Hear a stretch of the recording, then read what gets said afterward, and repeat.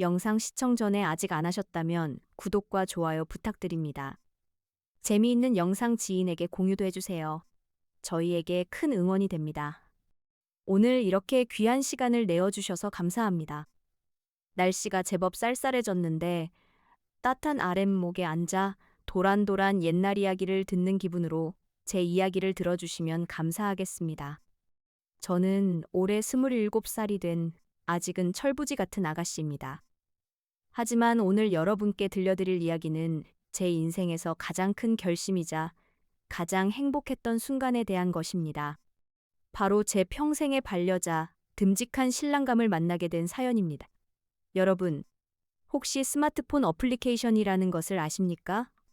요즘 젊은이들은 손바닥만한 전화기 속에서 옷도 사고, 음식도 시켜 먹고, 심지어는 은행 업무도 봅니다. 그런데 놀랍게도 이 작은 기계가 옛날의 중매쟁이 역할까지 해준다면 믿으시겠습니까? 제가 처음 이 디지털 중매쟁이를 만나게 된 건 작년 봄이었습니다. 제 나이 또래 친구들은 소위 불타는 사랑을 꿈꾸며 동갑내기나 연하의 남자들을 만나곤 했습니다. 하지만 저는 조금 달랐습니다. 어릴 적부터 할머니 손에 자라서인지 아니면 제가 유독 조숙했던 탓인지 제 또래 남자들의 가벼운 농담이나 불안정한 미래가 늘 마음에 차지 않았습니다. 저는 묵묵히 제 곁을 지켜줄 수 있는 마치 뿌리 깊은 고목나무 같은 사람을 원했습니다. 인생의 희로애락을 어느 정도 겪어보고 마음에 여유가 있으며 저를 어린아이 취급하기보다는 존중해 줄 수 있는 사람. 그래서 저는 늘상 입버릇처럼 말했습니다. 나는 나이가 좀 있더라도 점잖고 배울 점이 많은 사람이 좋아. 라고 말입니다. 그러던 어느 날 친한 친구가 저에게 전화기 속에 파란색 아이콘을 보여주며 말했습니다. 얘, 너처럼 눈 높은 애는 여기서 찾아야 해. 여기가 요즘 제일 용한 중매쟁이야. 반신반의하는 마음으로 그 프로그램을 설치했습니다. 여러분, 세상 참 좋아졌습니다. 예전에는 중매쟁이 아주머니께 쌀 한 말, 떡 한 말에다 드리며 좋은 사람 좀 소개해 주세요 하고 부탁드려야 했지 않습니까? 그런데 여기서는 제가 원하는 조건을 입력만 하면 되었습니다. 저는 떨리는 손가락으로 조심스럽게 조건을 적어 내려갔습니다. 나이는 40대 초반에서 중반, 직업은 성실하고 안정적일 것, 술과 담배는 멀리하고 무엇보다 예의가 바른 사람. 처음에는 겁도 났습니다. 얼굴도 모르는 사람을 어떻게 믿고 만난단 말입니까? 그런데 며칠 뒤 제 전화기가 띠링하고 울렸습니다. 화면에는 한 남자의 사진과 그가 직접 쓴 소개글이 떠 있었습니다. 그분의 첫인상은 솔직히 말씀드리면 화려한 미남은 아니었습니다. 요즘 텔레비전에 나오는 아이돌 가수처럼 턱선이 날렵하지도 않았고 눈이 크지도 않았습니다. 하지만 눈가에 잡힌 선한 주름과 입가에 띈 옅은 미소가 참 편안해 보였습니다. 그리고 무엇보다 저를 사로잡은 것은 그분이 쓴 소개글이었습니다. 보통 저랑 놀러 가요, 맛집 가요, 같은 가벼운 말들이 많은데 그분은 이렇게 적어 놓으셨습니다. 인생의 반환점을 돌아 이제는 함께 걸어갈 소중한 벗이자 동반자를 찾습니다. 화려한 약속보다는 따뜻한 한 끼의 소중함을 아는 분을 만나고 싶습니다. 여러분, 그 문구를 보는 순간 제 가슴이 콩닥거리기 시작했습니다. 이 사람이라면 내 이야기를 진지하게 들어줄 것 같다는 예감이 들었습니다. 우리는 곧 대화를 시작했습니다. 요즘 사람들은 문자를 보낼 때 줄임말을 쓰고 맞춤법도 엉망인 경우가 많은데 그분은 달랐습니다. 식사는 하셨습니까? 오늘 하루도 고생 많으셨습니다. 하며 늘 정중하고 따뜻한 말을 건네주셨습니다. 우리는 얼굴을 보기도 전에 글을 통해 서로의 마음을 먼저 읽었습니다. 그분은 저보다 15살이 많았지만 그 나이 차이가 전혀 느껴지지 않을 만큼 대화가 잘 통했습니다. 오히려 그분의 연륜 덕분에 제가 미처 생각하지 못한 부분까지 배려받는 기분이었습니다. 드디어 첫 만남의 날이 다가왔습니다. 장소는 서울의 한 조용한 한정식집이었습니다. 저는 혹시나 제가 너무 어려 보일까봐 옷장 속에서 가장 얌전한 원피스를 꺼내 입고 머리도 단정하게 빗어 넘겼습니다. 약속 시간 10분 전 떨리는 마음으로 식당 문을 열고 들어갔을 때였습니다. 그분은 이미 와 계셨습니다. 양복을 단정하게 차려입고 테이블 위에 손을 가지런히 모은 채 앉아 계시던 그 모습이 지금도 눈에 선합니다. 제가 들어서자 벌떡 일어나서 의자를 빼주시며 오시는 길 힘들지 않으셨습니까? 하고 묻는 그 목소리가 어찌나 중후하고 멋지던지요. 우리는 마주 앉아 밥을 먹으며 참 많은 이야기를 나누었습니다. 그분은 본인의 일에 대해 과장하거나 허세를 부리지 않았습니다.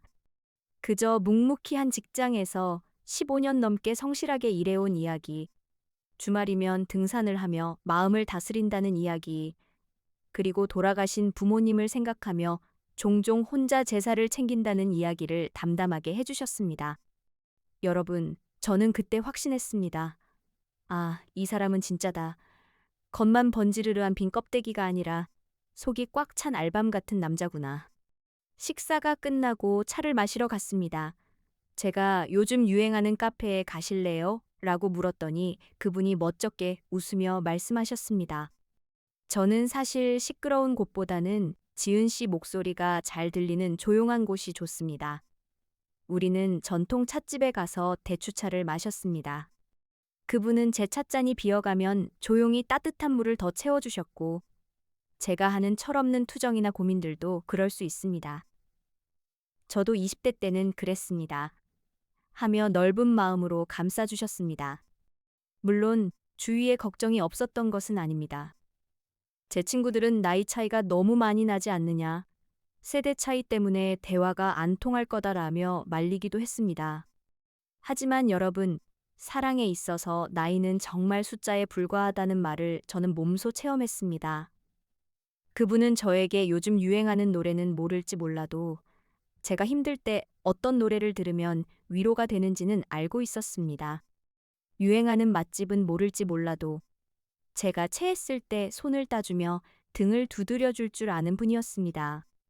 한 번은 제가 회사 일로 큰 실수를 해서 펑펑 울며 전화를 건 적이 있습니다. 그때가 밤 11시가 넘은 시간이었는데 그분은 자다 깬 목소리로 제 이야기를 끝까지 들어주시더니 딱 한마디 하셨습니다. 지금 집 앞으로 가겠습니다. 잠깐 얼굴이라도 봅시다. 그리고는 정말 30분 만에 달려오셔서는 편의점에서 따뜻한 유자차 한 병을 사서 제 손에 쥐어주셨습니다. 지은 씨, 실수는 누구나 합니다. 저도 40대가 되었지만 여전히 실수합니다. 오늘은 푹 자고 내일 다시 시작하면 됩니다. 제가 뒤에서 응원하고 있습니다. 그 든든한 한마디가 제 마음속의 불안을 눈 녹듯이 사라지게 했습니다. 우리가 만난 지 1년이 되던 날이었습니다. 그분은 저를 데리고 한적한 공원을 산책했습니다. 벚꽃이 흩날리는 봄밤이었습니다. 벤치에 앉아 한참을 말없이 하늘만 바라보시던 그분이 주머니에서 투박하지만 정성이 담긴 작은 상자를 꺼내셨습니다. 그리고 떨리는 목소리로 말씀하셨습니다. 지은 씨, 저는 가진 것이 아주 많은 부자도 아니고 젊고 패기 넘치는 청년도 아닙니다. 하지만 지은 씨가 늙어서 호호백발 할머니가 될 때까지 그 옆에서 지팡이가 되어줄 자신은 있습니다. 저와 함께 따뜻한 저녁밥을 지어 먹으며 살아주겠습니까? 화려한 이벤트도 비싼 다이아몬드 반지도 아니었습니다. 하지만 그 진심 어린 고백이 그 어떤 화려한 프러포즈보다 제 가슴을 울렸습니다. 저는 눈물을 글썽이며 고개를 끄덕였습니다. 네, 좋아요. 제가 아저씨의, 아니, 오빠의 돋보기가 되어 드릴게요. 라고 대답하며 우리는 서로 마주보고 한참을 웃었습니다. 여러분, 사람들은 요즘 세상이 너무 삭막해졌다고들 합니다. 사람을 만나는 일이 너무 가벼워졌다고도 합니다. 하지만 저는 그 작은 기계, 그 어플리케이션을 통해 제 인생의 가장 큰 행운을 만났습니다. 중요한 것은 만나는 방법이 아니라 만나는 사람의 마음가짐이 아닐까 싶습니다. 제가 만약 겉모습이나 조건만 따졌다면, 혹은 그분이 가벼운 만남만을 원했다면 우리는 서로를 알아보지 못했을 것입니다. 이제 저는 곧 결혼식을 올립니다. 제 친구들은 아직도 아저씨랑 결혼해서 좋으냐고 놀리지만 저는 당당하게 말합니다. 너희들은 모르지? 익은 김치가 얼마나 깊은 맛이 나는지. 제 예비 신랑은 오늘도 야근하는 저를 위해 퇴근길에 제가 좋아하는 붕어빵을 사들고 회사 앞에서 기다리고 있습니다. 비록 머리숱은 조금 적어지고 눈가의 주름은 늘어가지만 저에게는 세상에서 가장 멋진 남자입니다. 오늘 제가 여러분께 드리고 싶은 말씀은 이것입니다. 혹시 자녀분이나 손주분들이 전화기를 붙들고 짝을 찾는다고 하면 너무 걱정하지 마십시오. 그 네모난 세상 속에서도 이렇게 진심은 통하고 인연은 싹트기 마련입니다. 기계가 맺어주었지만 그 인연을 가꾸고 지키는 것은 결국 사람의 몫이니까요. 제 이야기는 여기까지입니다. 재미없는 이야기 끝까지 들어주셔서 정말 감사합니다. 여러분, 날씨가 춥습니다. 옷 따뜻하게 입으시고 댁에 돌아가시는 길 조심하십시오. 그리고 여러분의 댁내에도 늘 따뜻한 사랑과 행복이 가득하기를 진심으로 기원하겠습니다. 감사합니다.